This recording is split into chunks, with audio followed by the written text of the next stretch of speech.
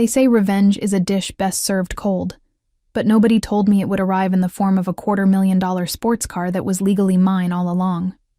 My name is Ivy, and 3 months ago, my billionaire husband left me for what he called an upgrade, a younger, whiter, more socially acceptable version of the wife he thought he deserved. He erased me from his new life so completely that when his wedding invitation arrived, it didn't even have my last name on it. But here's what Ethan Caldwell didn't know.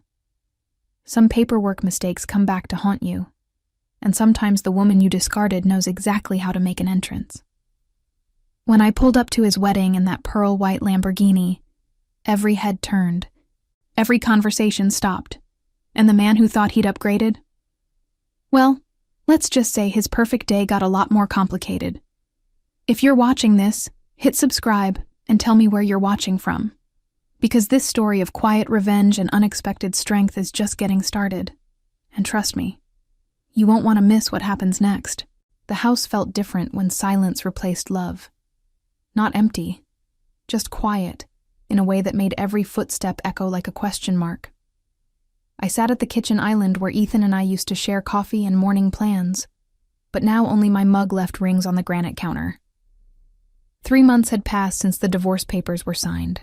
3 months since I moved into this small apartment across town. 3 months since I started working part-time at Riverside Elementary, helping kids with reading while trying to figure out how to read my own life again. The morning light came through windows that didn't belong to me anymore. Everything here was temporary. The rental furniture, the month-to-month lease, the careful way I lived like I might need to pack up and disappear at any moment. But I wasn't hiding. I was just existing. My phone buzzed against the counter. A text message from a number I knew by heart, but hadn't seen in weeks. My finger hovered over the notification. Some messages you know will hurt before you even open them. This felt like one of those. I picked up my coffee instead. Let it wait. Let him wait. But waiting never made bad news better. I touched the screen. Hey, Ivy. Wanted to tell you myself before you heard it somewhere else. Madeline and I are engaged. I know this might be hard to hear, but I thought you deserved to know. I hope you're doing well. Then, like an afterthought that cut deeper than the main message, she's really different from what I had before. A real upgrade, you know? Upgrade. Like I was an old phone he'd traded in. Like the 4 years we spent building his tech company together. Me managing his schedule, hosting his business dinners, smiling through fundraising events, were just a rough draft of the life he actually wanted. I set the phone down carefully. My hands weren't shaking. That surprised me. I expected anger, maybe tears. Instead, I felt that familiar numbness that had become my default setting since he left. The man who used to tell me I was his anchor had cut the rope. Ethan Caldwell wasn't born rich, but he learned how to wear wealth like it had always been his. When we met at a coffee shop near the university 5 years ago, he was just another graduate student with big dreams and holes in his sneakers. I was finishing my education degree, working 2 jobs to pay for it. He talked about changing the world through technology. I believed him. More than that, I helped him believe it too. When his app idea started getting investor attention, I quit school to help him full-time. When he needed someone to charm potential partners at dinner meetings, I learned which fork to use first. When his stress threatened to swallow him whole during the 18-hour workdays, I kept him steady. "You're my secret weapon, Ivy," he used to say. "They underestimate you, but you see everything I miss." I did see everything, including how his eyes started lingering on women who looked nothing like me once his bank account hit 7 figures. Including how he stopped introducing me as his girlfriend and started saying I helped with operations.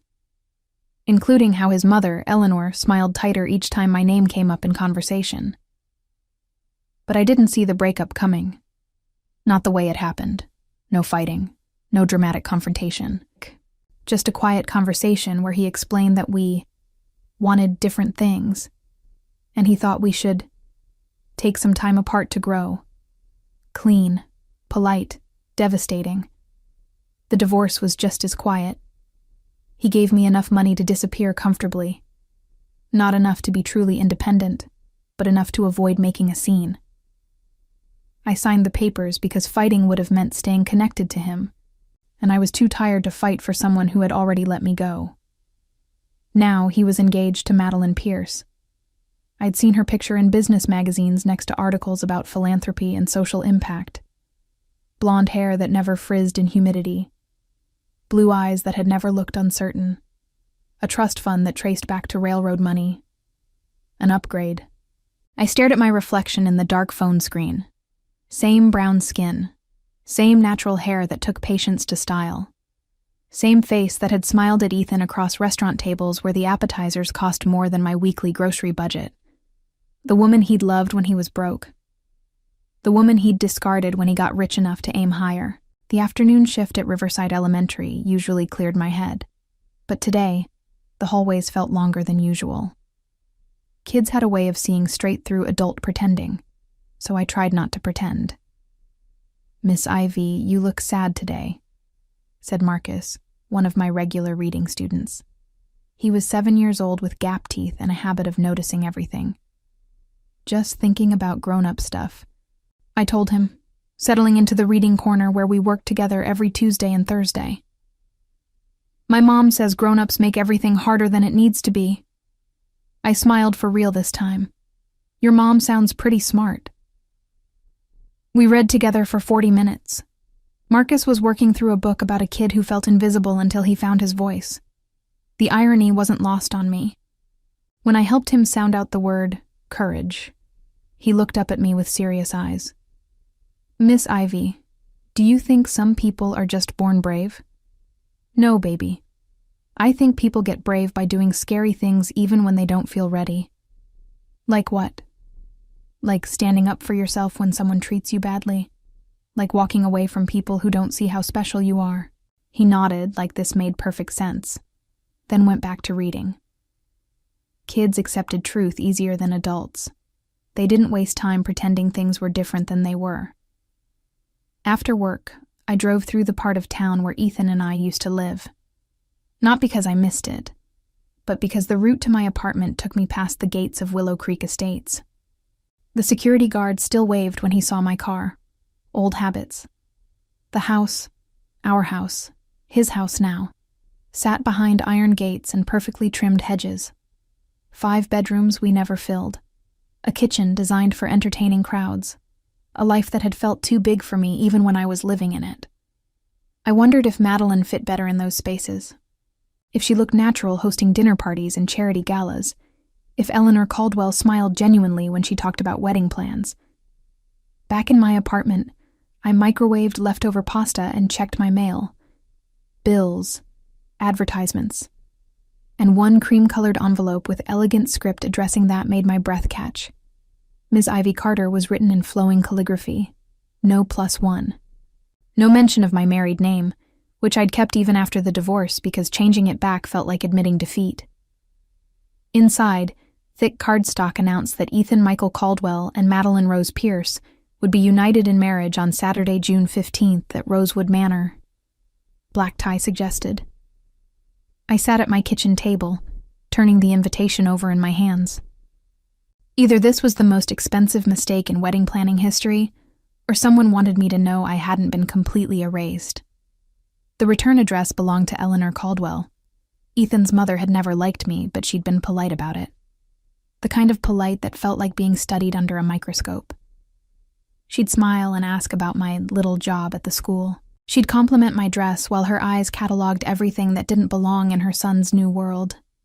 But she'd also been the one to insist I join family dinners during the early days when Ethan was still proud to have me on his arm. She'd watched me navigate conversations about golf tournaments and charity committees I knew nothing about. She'd seen me learn. Maybe this was her way of saying goodbye. Or maybe she wanted to see if I'd actually show up. I folded the invitation carefully and put it in my purse. Then I called the only person who'd been honest with me through all of this. "Ruth, it's me." My aunt's voice warmed immediately. "Ivy, baby, how are you holding up? I got a wedding invitation today." Silence stretched between us. Ruth had raised me after my parents died in a car accident when I was 12. She knew when to wait for me to find my words. He's marrying her in 3 weeks, at that fancy place outside the city. And they invited you? I think his mother did. Ruth made a humming sound that meant she was thinking. What are you going to do? I don't know. Part of me wants to ignore it. Pretend it doesn't exist. And the other part? I closed my eyes. The other part wants him to see me one more time. Not because I want him back, but because I want him to remember who I was before he decided I wasn't good enough. Oh, honey. I know how that sounds. It sounds human.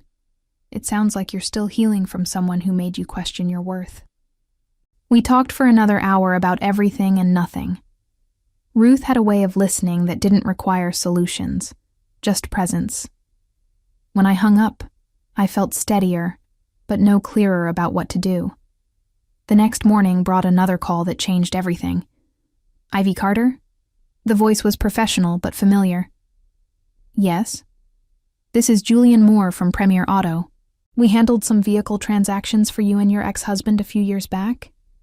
I remembered Julian vaguely. Tall, always impeccably dressed, with the kind of smooth confidence that came from selling cars worth more than most people's houses. I'm calling because I've been going through some old paperwork, and I found something interesting. That 2019 Lamborghini Huracan that Mr. Caldwell purchased in 2022, the title was never properly transferred. Legally speaking, it's still registered to you. My heart stopped. What? I have all the documentation here. Mr. Caldwell put your name on the title as co-owner for insurance purposes, but when you separated, the transfer paperwork was never completed. The car is currently in storage at our facility because Mr. Caldwell stopped making payments on the storage unit. The Lamborghini. Ethan's pride and joy, the symbol of how far he'd climbed from those early days of ramen dinners and second-hand furniture. He'd bought it during the height of his success, right around the time he started looking at me like I was a relic from his past. Are you saying it's mine? Legally, yes. If you'd like to claim it, I can have the paperwork ready by tomorrow. I sat in my kitchen that evening, staring at the wedding invitation next to a stack of legal documents Julian had sent over. The car was mine. The invitation was real. And somewhere across town, Ethan was planning his future with someone he considered an upgrade. For the first time in months, I smiled. Not because I wanted revenge. Revenge was messy and loud and required more energy than I had. But dignity? Dignity was something else entirely. Saturday morning arrived clear and warm, perfect weather for an outdoor wedding. I stood in front of my closet, running my fingers across the few nice dresses I'd kept after dividing up our life. I chose a navy blue dress that hit just below my knees. Simple, elegant, not trying too hard. Pearl earrings my aunt had given me for graduation. Low heels that wouldn't sink into the grass at Rosewood Manor.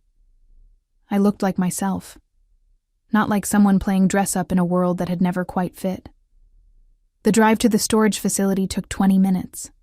Julian met me there with a warm smile and a clipboard full of signatures.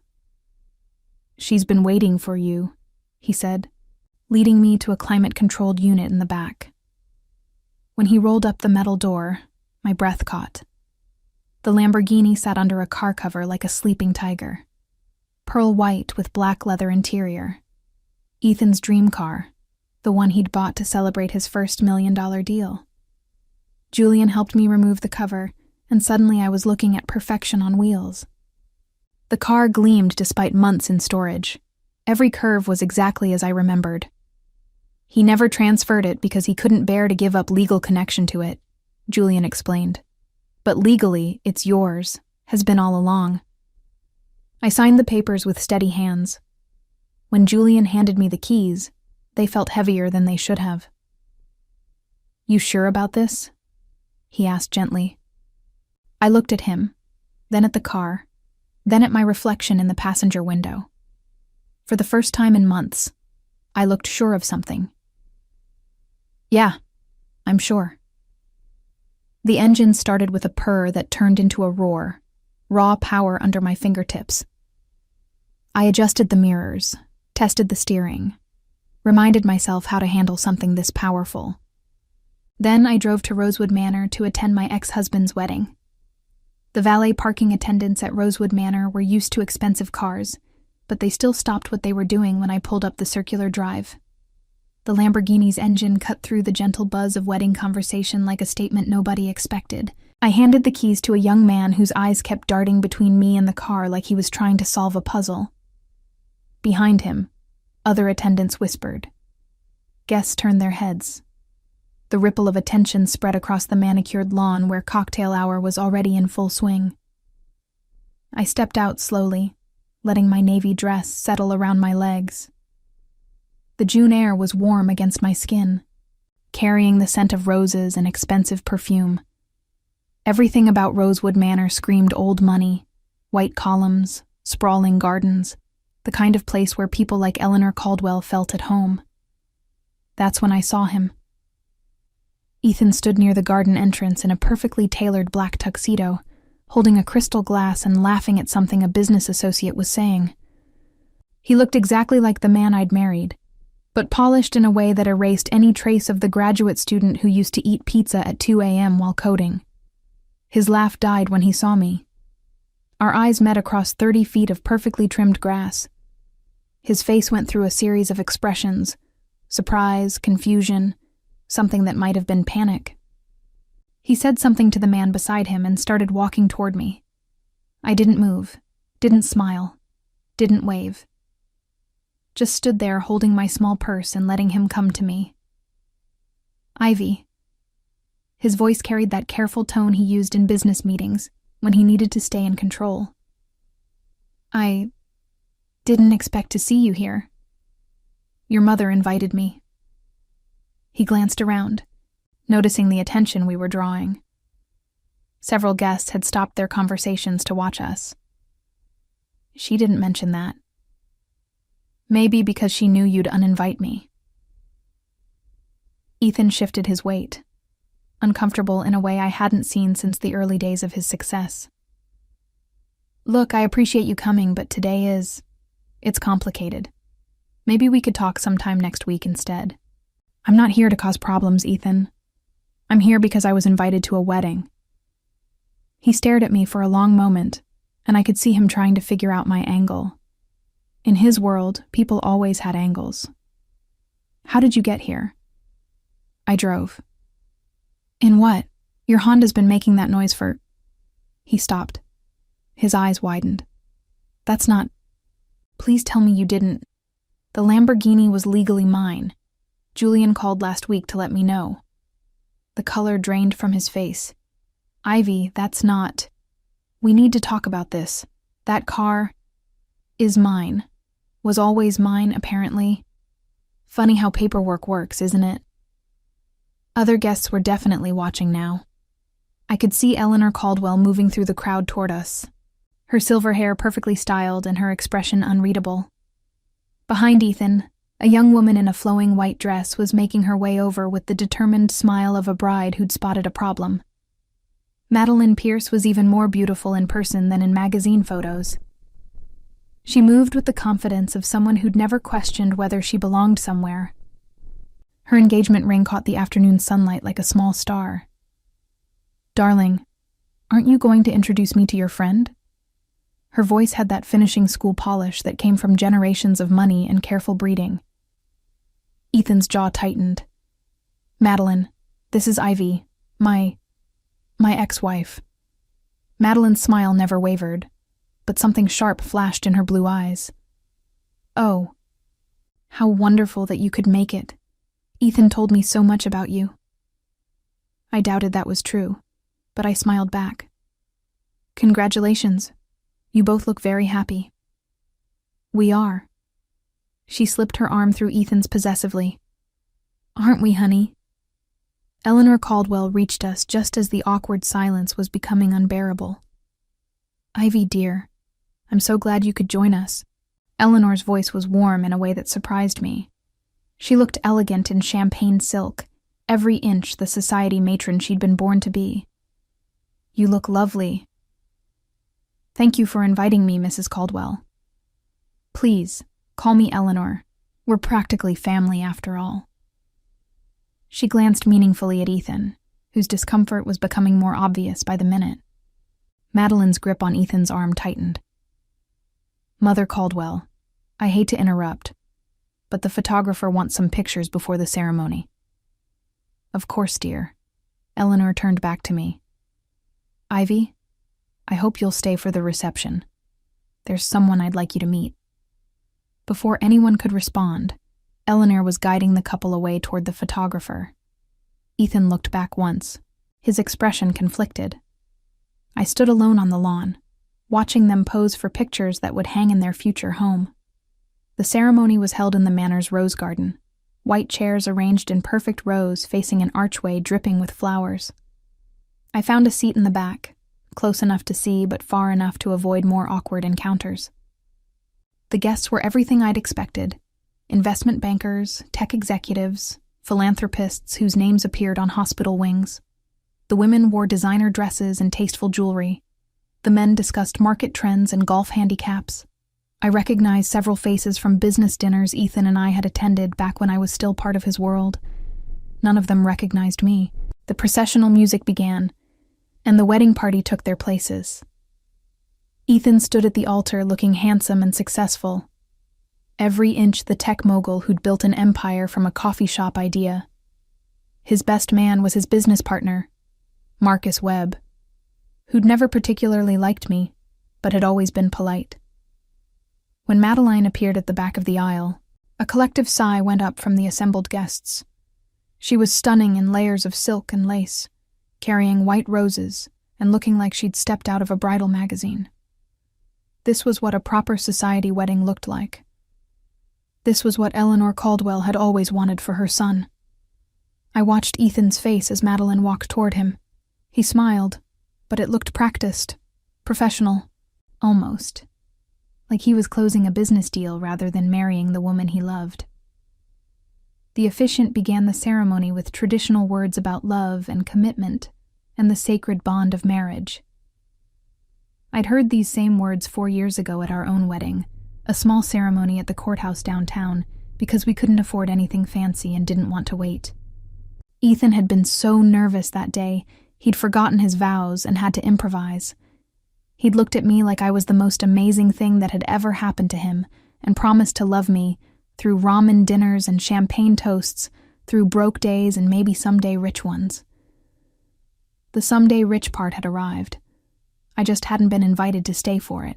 If anyone has reason why these two should not be wed, speak now or forever, hold your peace. The traditional words hung in the air. Nobody moved, nobody spoke. I stayed perfectly still in my back row seat, watching Ethan's shoulders relax as the moment passed. Then came the vows. Madeline went first, speaking about partnership and growth and building a legacy together. Her words were lovely and appropriate and sounded like they'd been written by someone else. Ethan's turn. He started strong, talking about finding his perfect match and building a future with someone who understood his vision. But then something shifted. His voice caught slightly. He glanced toward the back of the ceremony space, toward me, then quickly looked away. I promise to cherish you, to support your dreams, to be the man you deserve. His voice was steady again, but the polished confidence had a crack in it. To never take for granted the gift of your love. The last part came out quieter than the rest, like he was remembering something he'd rather forget.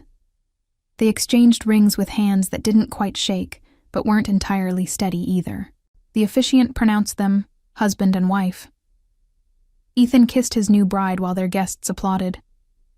I stayed in my seat as people began moving toward the reception area. Watched as the newlyweds accepted congratulations and posed for more photos. Noticed how Madeline kept scanning the crowd, her eyes stopping when she found me. She whispered something to Ethan. He shook his head. She whispered again, more insistently. Finally, he nodded, and they made their way through the crowd of well-wishers. Ivy. Madeline's voice was still polite, but cooler than before. I wanted to thank you personally for coming. It means so much to have Ethan's past represented here today. The word past landed like a small slap, deliberate, calculated. Of course, it's a beautiful ceremony. Isn't it? Eleanor and I planned every detail together. She has such wonderful taste. Madeline smiled. I'm sure your own wedding was lovely too, in its own way. Ethan shifted uncomfortably beside his new wife. Madeline. What? I'm just making conversation. She turned back to me. Eleanor showed me some pictures from your wedding. So intimate. Just the two of you and a few friends, wasn't it? It was perfect for us at the time. I'm sure it was. Madeline's smile was razor sharp now. Small ceremonies can be so meaningful, though I have to admit, I've always dreamed of something a bit more substantial. The message was clear. Your wedding was small because you were small. This wedding is grand because I am worth grand gestures. Well, I said calmly, I hope you enjoyed every minute of planning it. Some dreams are worth waiting for. Something flickered across Madeline's face. Uncertainty, maybe, or the recognition that I wasn't going to play the role of the humiliated ex-wife she'd been expecting. Yes, well, we should get back to our guests. She tugged at Ethan's arm. So many people want to congratulate us. As they walked away, I heard her whisper urgently to Ethan, but I couldn't make out the words. His responses were too quiet to hear, but his body language screamed discomfort. The reception was held in the Manor's grand ballroom, all crystal chandeliers and imported marble floors. Round tables draped in white linen filled the space, each centerpiece a work of art involving white roses and gold accents that probably cost more than I made in a month. I found my table, number 12, safely tucked between the business associates and the distant relatives. Not exactly the kids' table, but definitely not the VIP section either. My dinner companions were polite but disinterested, the kind of people who attended a lot of weddings and had perfected the art of small talk. During the salad course, a middle-aged woman across from me leaned forward conspiratorially. Excuse me, dear, but could you tell me where the ladies' room is? I'm afraid I'm turned around in this place. Before I could answer, the man next to her chuckled. Just ask one of the staff, Helen. They're easy to spot. Helen looked at me expectantly, and it took me a moment to realize what had happened. She'd mistaken me for a server. In my navy dress and pearls, sitting at a table full of wedding guests, she'd assumed I was hired help. The familiar burn of humiliation rose in my throat. How many times had this happened over the years? At charity galas, where someone handed me their empty champagne glass. At business dinners, where people assumed I was someone's assistant rather than someone's wife. At country club events where security guards checked my invitation twice while waving through guests who looked more like they belonged. I'm actually a guest, I said quietly.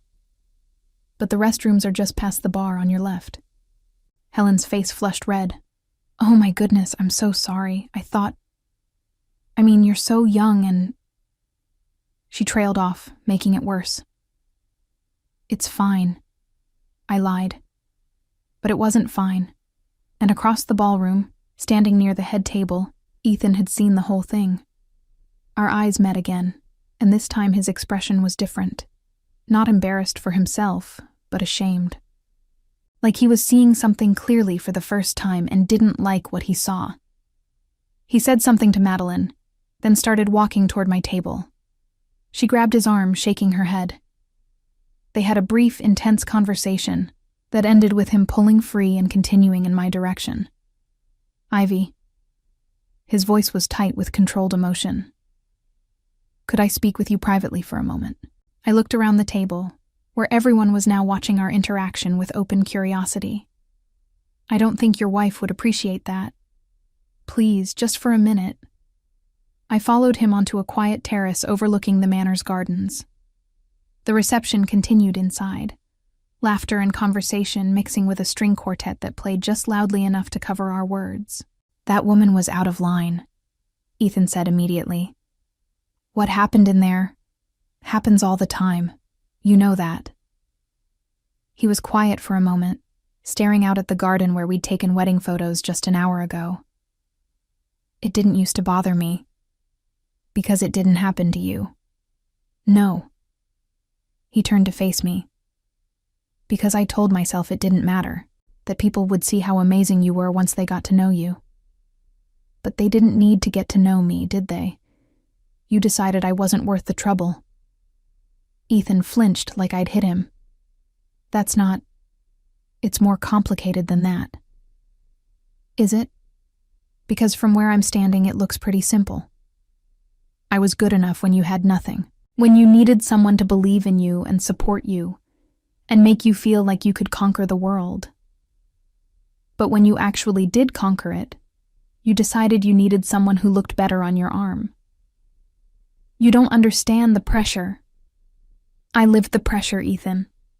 I was there for every investor meeting, every product launch, every crisis that threatened to destroy everything you'd built.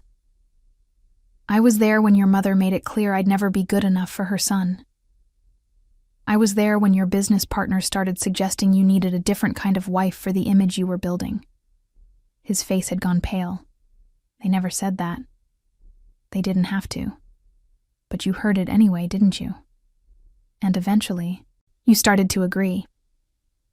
The terrace fell silent, except for the distant sound of music from inside. Ethan looked older suddenly, the confident groom replaced by someone who was being forced to confront things he'd rather ignore. I loved you, he said finally. I know you did, but not enough to fight for me when it got hard. Not enough to tell your mother to respect me. Not enough to tell your friends that I belonged in your world just as much as any of them. Ivy, I'm not here for an apology, Ethan. I'm not here to cause a scene or ruin your perfect day. I'm here because your mother invited me, and because I needed to see this for myself. See what? I looked through the terrace doors at the reception in full swing. Madeline was surrounded by friends, laughing at something one of them had said. Eleanor was directing the photographer toward better lighting. The wedding party posed for pictures that would become family heirlooms. That you got exactly what you wanted. Ethan followed my gaze, and for a moment, his face showed something that looked almost like regret. I should get back inside, I said. Are you staying for the rest of the reception? For a little while longer. He nodded, like he wanted to say something else but couldn't find the words. As I walked past him toward the doors, he called my name. Ivy? I turned back. The car. He cleared his throat. You didn't have to bring it. I would have signed the papers if you'd asked. I know. Then why? I considered my answer carefully. Because I wanted you to remember that I was never as small as you needed me to be. I left him standing on the terrace and went back to the reception. Back to table 12 and polite conversation with strangers. Back to being the only person in the room who didn't quite belong. But for the first time in months, I felt like I belonged to myself. The reception stretched into the evening with the kind of practiced elegance that money could buy. The string quartet gave way to a DJ who played songs safe enough for grandparents and modern enough for the younger crowd. I watched from my table as Ethan and Madeline had their first dance to a song I didn't recognize. Something about forever and always that sounded like it came from a playlist titled Generic Wedding Music. They moved well together. Madeline's dress flowed perfectly as they turned, and Ethan's smile looked genuine for the first time all day. This was their moment, the picture they'd frame and hang in their future home, the image that would represent the beginning of their happily ever after. I should have felt something watching them. Jealousy, maybe. Or sadness for what I'd lost. Instead, I felt oddly detached, like I was watching strangers perform a dance I'd once known but had forgotten the steps to. When the song ended and other couples joined them on the dance floor, I decided it was time to leave. I'd seen what I came to see. I'd proven to myself and to Ethan that I could show up with dignity intact. There was nothing left to accomplish here. I gathered my small purse and stood to go, but a gentle hand on my shoulder stopped me. Leaving so soon? Eleanor Caldwell's voice was warm but firm. I was hoping we'd have a chance to chat. Mrs. Caldwell, Eleanor, thank you for inviting me. Everything was beautiful. Walk with me for a moment. It wasn't really a request. Eleanor guided me away from the reception, through corridors lined with oil paintings and fresh flowers, to a smaller sitting room that overlooked the gardens.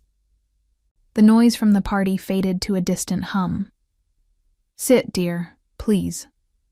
I perched on the edge of an antique chair that probably cost more than my rent. Eleanor settled across from me, studying my face with the sharp intelligence that had made her a force in Richmond society for 30 years. You're wondering why I invited you. The thought had crossed my mind. Eleanor smiled, and for the first time since I'd known her, it looked completely genuine. I've made a lot of mistakes as a mother. Most of them came from wanting to protect Ethan from anything that might hurt him. I never wanted to hurt him. No, I don't think you did. But I was afraid you would anyway. Not intentionally, but... She paused, choosing her words carefully. When Ethan was young, his father and I went through some difficult times. Financial problems mainly. I watched what that kind of stress could do to a marriage. When Ethan started building his company, I was terrified history would repeat itself. I stayed quiet, letting her talk. You were there during the hardest part. The 18-hour days, the failed meetings, the nights when he was sure everything would collapse. I watched you hold him together when I couldn't. I watched you believe in him when even I had doubts. But, Eleanor's smile turned sad. But I also watched you struggle in our world. The charity events, the business dinners, the social expectations that come with the kind of success Ethan was building. It wasn't that you couldn't handle it. You were learning, adapting. But it was hard for you, and I was selfish enough to think it might be easier for everyone if he found someone who was born to this life. The admission hung between us like a confession. So you encouraged him to leave me. I never said those words, but I didn't discourage the thoughts I could see him having. I didn't defend you when his colleagues made comments. I didn't invite you to family events where you might have felt more comfortable over time. Eleanor's voice was heavy with regret. I let my son make the biggest mistake of his life because I was too afraid to see what was right in front of me. Which was? That you loved him for who he was, not what he could give you. That you made him better, not just more comfortable. That you were willing to learn and grow and fight for your place in his life, even when people like me made it harder than it needed to be. I felt tears threatening and blinked them back. Why are you telling me this now? Eleanor glanced toward the door, where we could hear the distant sounds of her son's wedding reception. Because I've spent the last few months getting to know Madeline. She's lovely, well-educated, perfectly suited for the life Ethan's building. She'll be an asset to his career and his social standing. That sounds perfect for him. It does, doesn't it? Eleanor's voice was dry. But do you know what I've never seen her do? I waited. I've never seen her look at him the way you used to look at him. Like he hung the moon just by walking into a room. I've never heard her laugh at his terrible jokes the way you did. I've never watched her calm him down when he's spiraling with stress. Maybe she doesn't need to. Maybe he doesn't spiral anymore. Oh, my dear girl. Successful men don't stop spiraling. They just get better at hiding it. Eleanor leaned forward. Ethan's been different since you left.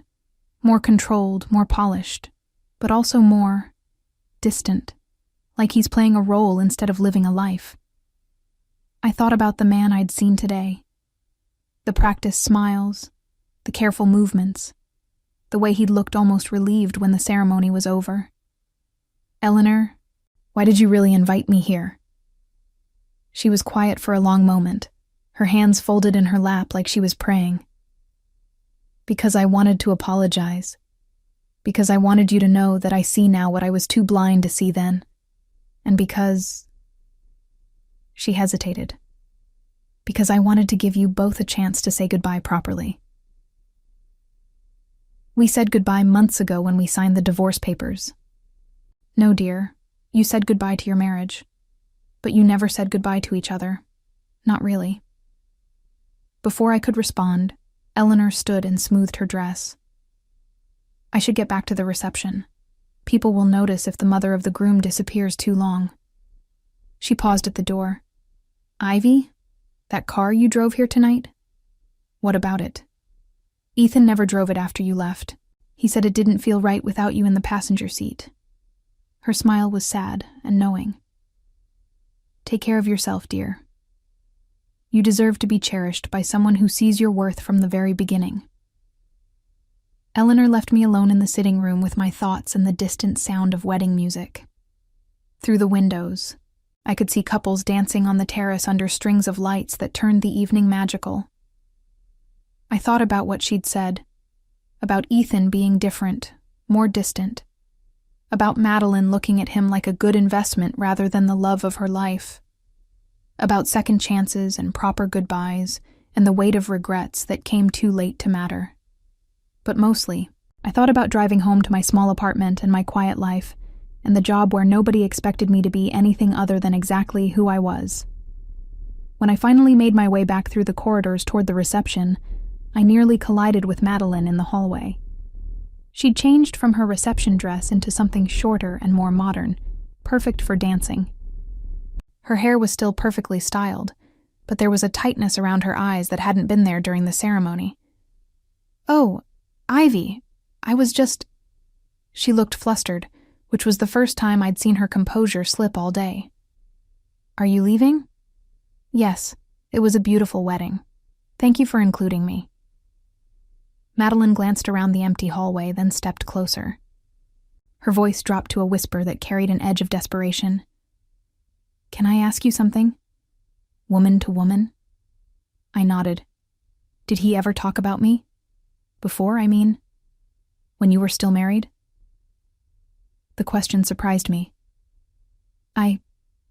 What do you mean? We've been together for almost a year now, but sometimes I feel like he's somewhere else.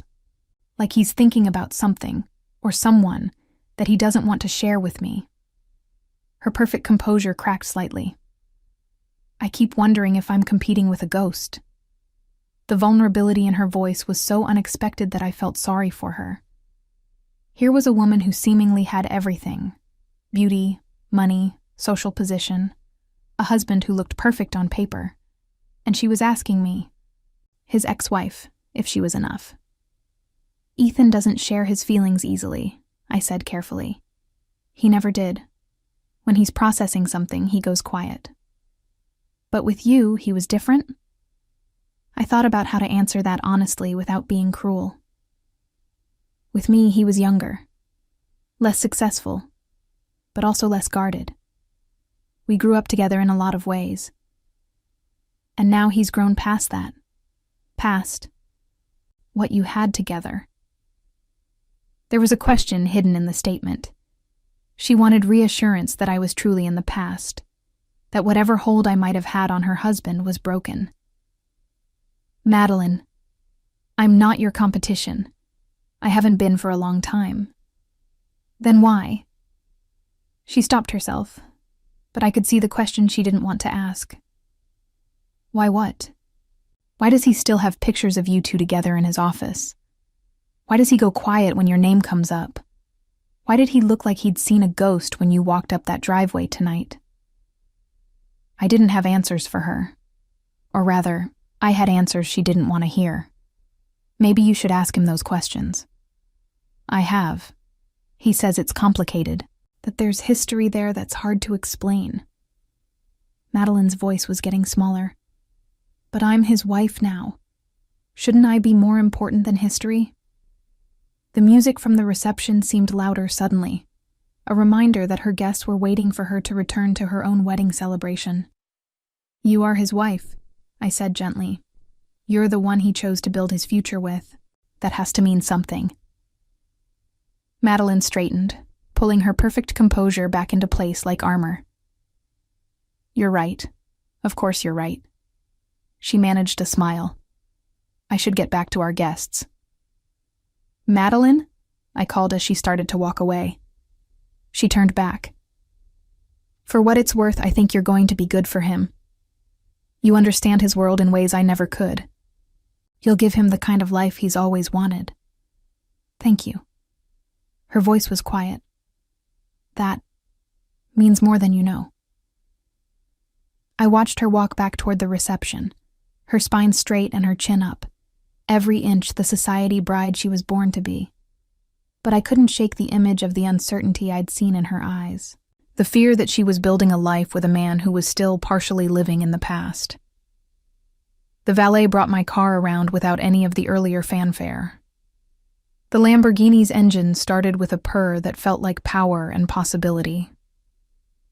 As I drove down the circular driveway, I caught a glimpse of the reception through the ballroom windows, Ethan spinning his new wife around the dance floor while their guests applauded.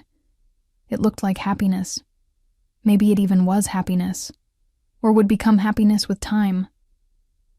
But as I drove through the iron gates of Rosewood Manor and onto the highway that would take me back to my real life, I couldn't stop thinking about what Madeline had said, about Ethan going quiet when my name came up, about photos he still kept in his office, about looking like he'd seen a ghost. Maybe some goodbyes took longer than others. Maybe some chapters of our lives echoed louder than we wanted to admit. Or maybe Eleanor was right, and we'd never really said goodbye at all. The highway stretched ahead of me, dark and empty except for my headlights cutting through the night. In the rearview mirror, the lights of Rosewood Manor grew smaller until they disappeared completely. I drove home to my apartment, to my quiet life, to my morning routine of coffee and work, and the simple peace of belonging to myself. But for the first time in months, I wasn't thinking about the future. I was thinking about phone calls that might come, text messages that might appear, conversations that might finally happen when the champagne had worn off and the wedding photos were filed away and real life started again. Some stories ended with dramatic confrontations and slammed doors. Others ended with quiet understanding and mutual respect. But some stories didn't really end at all. They just paused, waiting for the right moment to continue.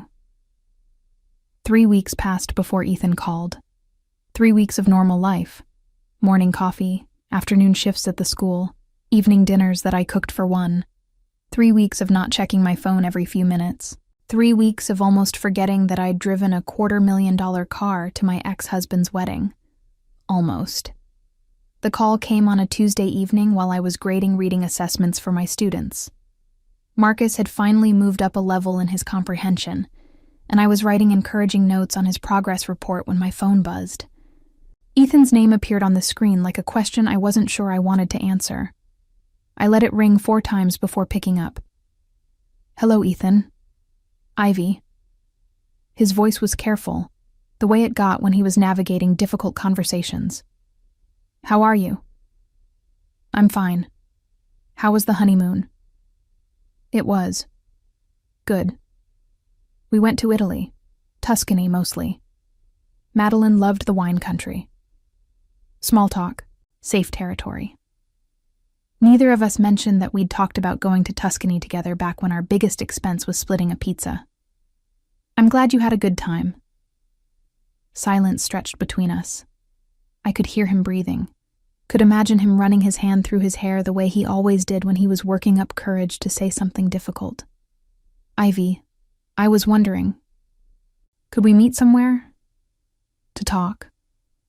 I set down my red pen and closed Marcus's assessment folder. About what? About us. About how things ended. About... He paused. About things I should have said a long time ago. Part of me wanted to say no. We were divorced. He was married to someone else. What could possibly be left to say that would change anything? But there was something in his voice. Not desperation, exactly, but a weight that hadn't been there during our brief conversation at the wedding. One conversation, Ethan. That's all. That's all I'm asking for. We agreed to meet at Riverside Cafe the next afternoon. It was neutral territory, a place near the school where I sometimes grabbed coffee before work, far enough from his world that we wouldn't run into anyone who mattered to his new life. I spent that night wondering what I would say to him, what questions I still needed answered, what closure actually looked like when it came from the person who had broken your heart so quietly. You barely noticed it happening until it was done. The cafe was busy with the usual after-lunch crowd when I arrived. Ethan was already there, sitting at a corner table with 2 cups of coffee in front of him. He'd remembered how I liked it. Cream, no sugar. Such a small thing, but it caught me off guard. He stood when he saw me, then sat back down awkwardly like he wasn't sure about the protocol for greeting your ex-wife when you'd just married someone else 3 weeks ago. "Thank you for coming," he said as I settled into the chair across from him. I studied his face in the afternoon light streaming through the cafe windows. He looked tired in a way that vacation in Tuscany should have fixed. The polished confidence from the wedding had been replaced by something more familiar. The uncertainty I remembered from the early days of his company when everything felt like it might fall apart at any moment. "You said you wanted to talk." Ethan wrapped his hands around his coffee cup like he needed something to hold on to. "I've been thinking a lot about what you said at the wedding. About me not fighting for you when it got hard. Ethan, please, let me finish." He looked up at me, and his eyes held a pain I hadn't expected to see. "You were right, about everything, about my mother, about the business partners, about me being a coward when it came to defending what we had." I sipped my coffee and waited for him to continue. "I told myself I was protecting you, that you'd be happier with someone who could give you a simpler life, someone who wouldn't drag you into boardrooms where you had to smile while people looked through you like you weren't there. You could have asked me what I wanted instead of deciding for me. I know that now, but then I was so caught up in building this image of success, and I let other people convince me that you didn't fit the picture. And now you've got the picture perfect, don't you? The right wife, the right social circle, the right kind of life that opens all the doors you want opened." Ethan was quiet for a long moment, staring into his coffee like it might have answers. When he looked up, his expression was more honest than I'd seen from him in years. "Do you know what Madeline said to me on our wedding night?" I really didn't want to know, but something in his voice made me stay quiet. She said she was glad the ghost had finally been put to rest, that seeing you at the wedding had proved to her that you were really in the past. He laughed, but there was no humor in it. "Except she was wrong. You weren't put to rest. If anything, seeing you again reminded me of everything I threw away." "Ethan, you can't say things like that. You're married now." "I know I'm married. Trust me, I know." He leaned forward. "But I also know that I made the biggest mistake of my life when I let you go.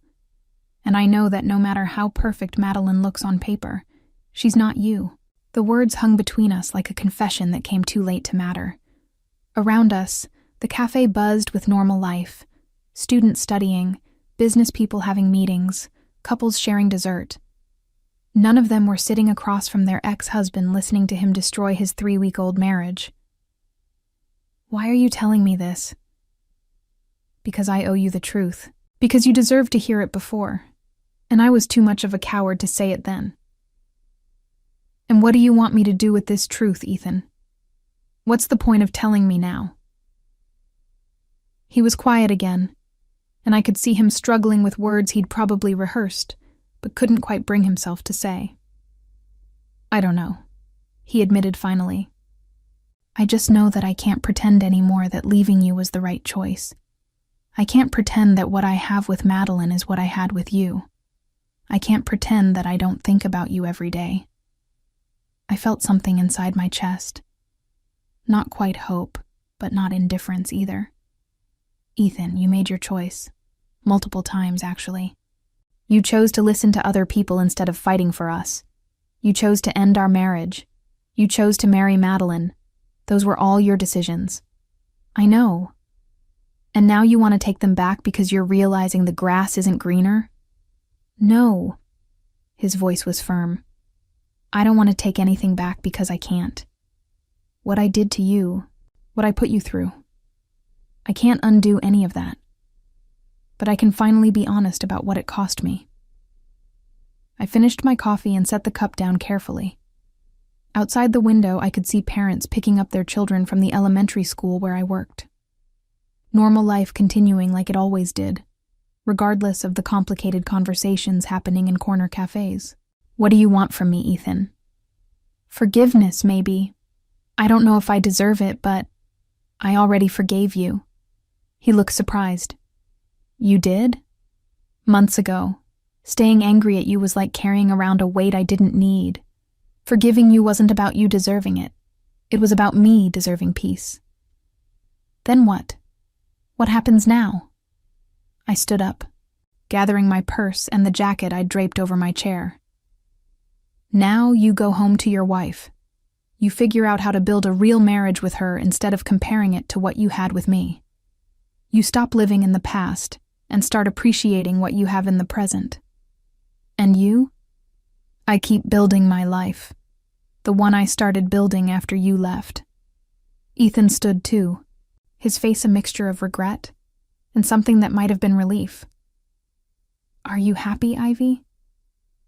Really happy?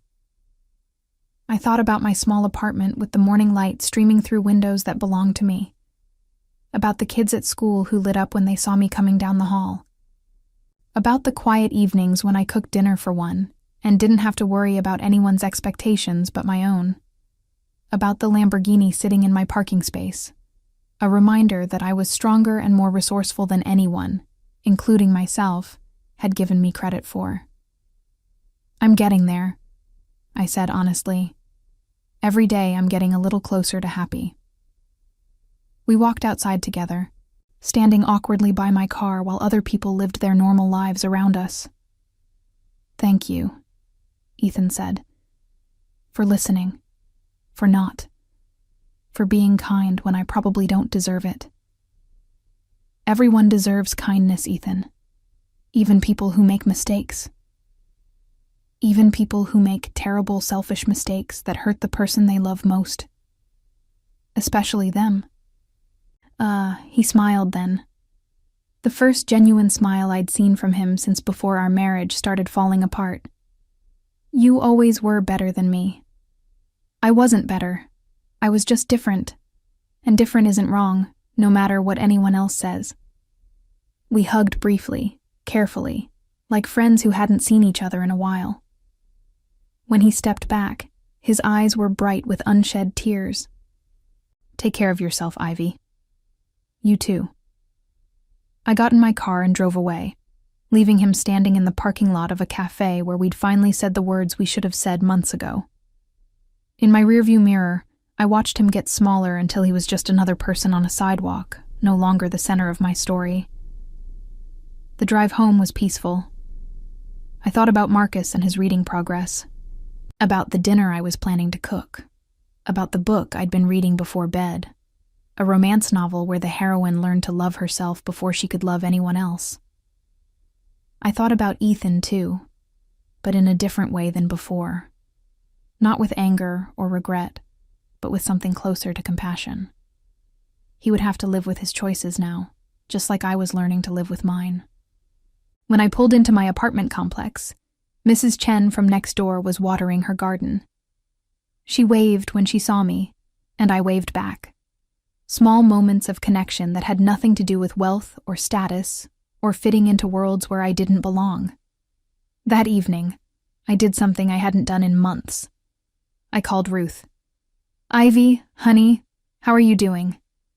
Good. Really good, actually. You sound different. Lighter, maybe. I settled into my couch with a cup of tea, watching the sunset through my living room window. I saw Ethan today. We talked. Oh, how was that? Honest. Finally. Ruth waited for me to say more, but when I didn't, she simply said, I'm proud of you. For what?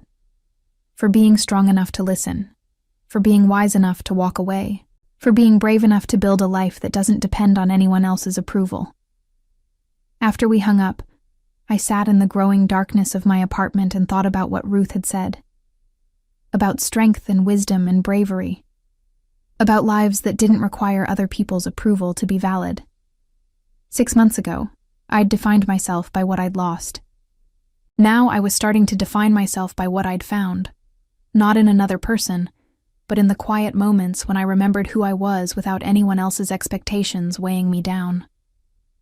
My phone buzzed with a text message.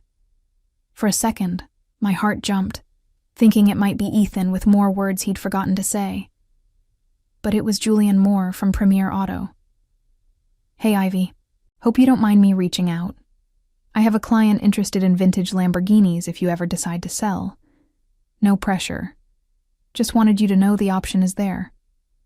I smiled, typing back. Thanks, but I think I'll keep her for now. Some things are worth holding on to. His response came quickly. Understood completely. Enjoy the ride. I set the phone aside and went to the window that overlooked the parking lot. The Lamborghini sat under a streetlight, sleek and powerful, and undeniably mine. Not because someone had given it to me, but because I'd been strong enough to claim what was legally mine. Tomorrow I would drive it to work and probably get questions from the other teachers about where I'd gotten such an expensive car. I would smile and give vague answers about unexpected windfalls, and I would enjoy every mile of the drive. But tonight, I would cook dinner and read my book and go to sleep in my own bed in my own space, surrounded by choices I'd made for myself. Some mornings, I heard from people who knew Ethan that he asked about me, that he still looked uncomfortable when someone mentioned my name, that his new marriage was struggling with the weight of expectations and comparisons he couldn't quite shake. But most mornings, I didn't think about him at all. Most mornings, I thought about the day ahead and the students who needed me and the life I was building one small choice at a time. Most mornings, I looked in the mirror and saw a woman who was learning to be enough all by herself. Most mornings I was happy, and on the mornings when I wasn't quite there yet, I remembered that happiness wasn't a destination you arrived at once and stayed forever. It was something you chose, over and over again, in small moments when no one else was watching. I chose it that night, sitting in my apartment with tea and a book, and the quiet satisfaction of knowing that I belonged exactly where I was. I chose it every morning when I woke up in a life I'd built for myself. And somewhere across town, in a house too big for two people who were still learning how to love each other, Ethan was making his own choices about happiness and regret, and the weight of chances that couldn't be taken back. But that was his story to write now. Mine was just beginning. Some victories aren't won in courtrooms or boardrooms or dramatic confrontations that make headlines. Some victories happen in quiet moments when you realize you don't need anyone else's permission to take up space in the world. When you understand that being enough was never about meeting someone else's standards. It was about meeting your own. I learned that love isn't about being someone's first choice when they're ready to choose. It's about being your own first choice, every single day, until someone comes along who sees your worth from the very beginning. And I learned that sometimes the best revenge isn't revenge at all. It's joy. It's peace. It's driving away from your ex-husband's wedding in a car that was always yours, toward a life that's finally, completely, authentically your own.